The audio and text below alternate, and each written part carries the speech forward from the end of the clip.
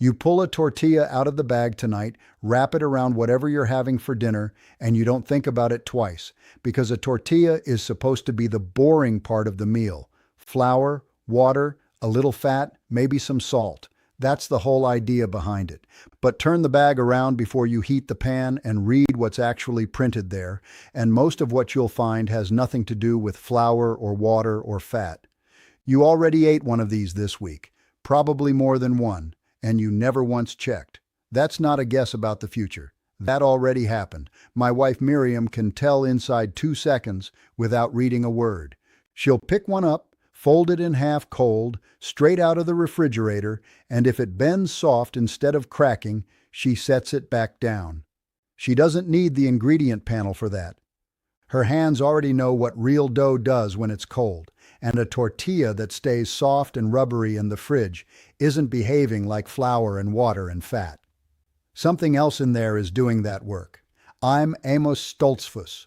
I farm about 90 acres outside Berlin, Ohio, and my family has been baking our own bread and flatbread from nothing but flour, water, fat, and salt for longer than anybody in the family can count back.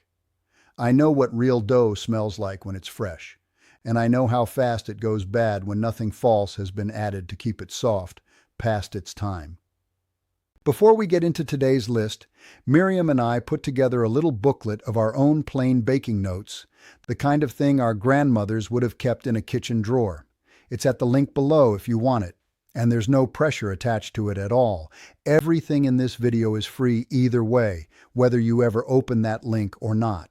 Now, every claim I make today about a brand comes straight off that brand's own printed ingredient label, the kind anyone can read standing in the aisle, and I'll name the actual products as we go, so you can check every one of them yourself the next time you're at the store.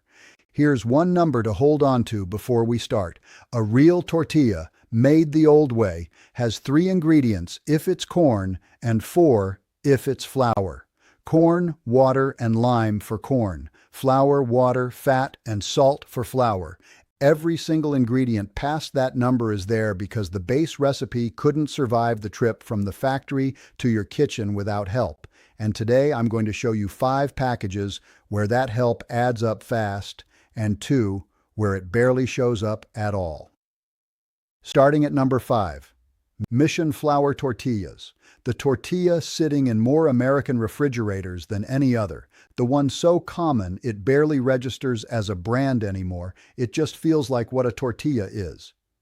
Read the label, and the first ingredient is enriched bleached flour, meaning the flour was stripped of its natural nutrients during processing and then had a handful of vitamins added back in afterward to make up the difference, and bleached simply to make cheaper flour look whiter on the shelf.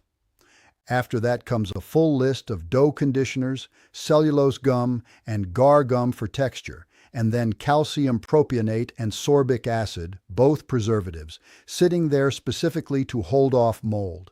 Real bread made from real flour, water, and fat starts growing mold within a few days at room temperature. This bag sits on a shelf for weeks. That gap between a few days and a few weeks isn't an accident of good baking. It's the preservatives doing a job flour and water were never built to do. Number 4, the store brand next to it, whatever your store calls its own version.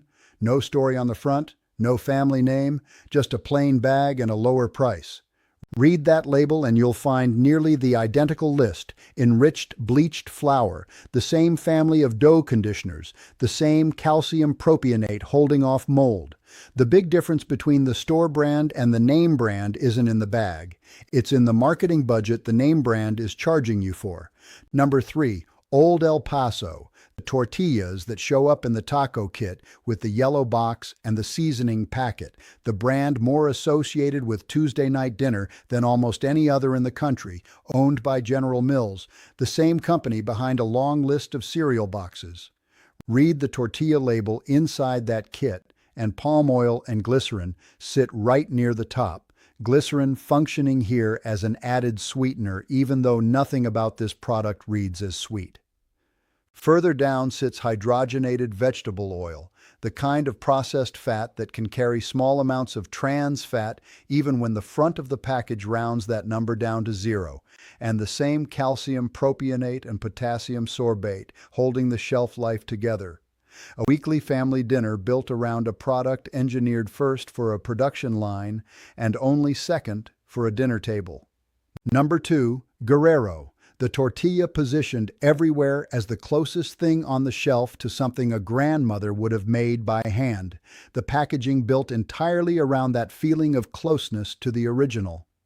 Guerrero is owned by Gruma, the largest tortilla manufacturer on the planet, producing tortillas by the millions every single day across factories on more than one continent.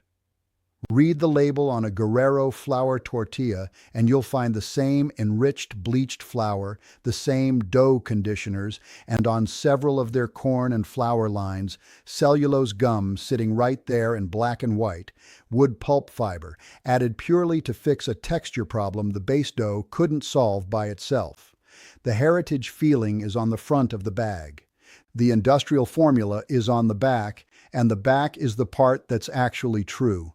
And number 1, the worst of the 7, low-carb tortillas, the ones marketed straight at people managing diabetes or watching their blood sugar, sold as the smart, careful choice in the whole aisle.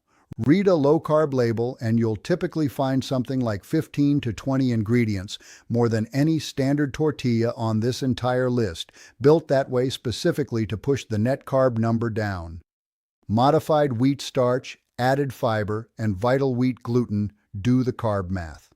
But holding all of that dough together at the same time takes multiple separate emulsifiers running simultaneously, plus the same calcium propionate mold inhibitor found in every other tortilla on this list, quietly sitting well past the point where most people stop reading the label.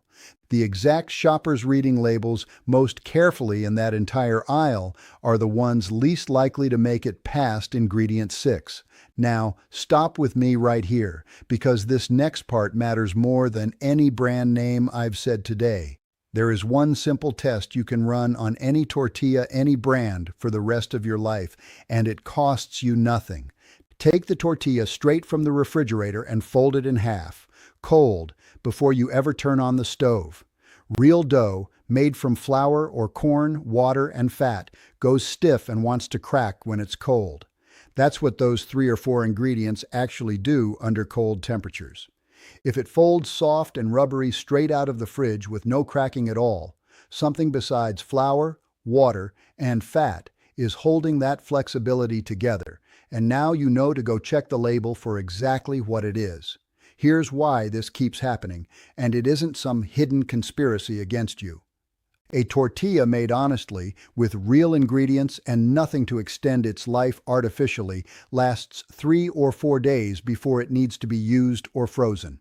That's expensive for a company to manage at a national scale, with trucks, warehouses, and grocery shelf space all working against a 4-day clock. A tortilla that can sit at room temperature for a month solves every one of those logistics problems at once, and the cheapest way to build that shelf life is a handful of additives that cost the company fractions of a cent per bag. Nobody along that chain, from the manufacturer to the truck driver to the store shelf stocker, has a reason to slow that system down, because the system is working exactly the way it was designed to work. It just wasn't designed with your kitchen table in mind. Now here's who actually passes the fold test. Siete Family Foods makes a cassava flour tortilla built around cassava flour, water, coconut flour, coconut oil, apple cider vinegar, sea salt, and xanthan gum, 7 ingredients total, developed originally because a member of the family needed a grain-free diet and nothing on the market worked for her. Read that label front to back in under 10 seconds. Nothing on it is a mold inhibitor, and nothing on it is a dough conditioner. And the single best pick on this whole list, a plain corn tortilla built around white corn, water, and lime. 3 ingredients, nothing else. The same 3 ingredients that have made a corn tortilla for longer than anyone can measure. It won't survive as long on your counter as a bag of Mission, and that short shelf life isn't a flaw. It's the proof that nothing false was added to fake a longer one. So here's the one thing to remember tonight. Fold it cold before you cook it. If it cracks, that's real dough behaving like real dough. If it bends soft and rubbery, go read exactly what's holding it together and decide for yourself if that's worth it. Go check your own refrigerator right now. Pull out whatever tortilla is in there, fold it cold, and tell me in the comments 3 things: the brand name, whether it cracked or folded soft, and how many ingredients you counted past flour, water, fat, and salt. Tell me what county you're writing from too. I read every single comment, and it tells Miriam and me exactly what to look at next. Next time, we're doing the same test on bread, because if a tortilla can hide 20 ingredients behind a fold, a sandwich loaf can hide a lot more.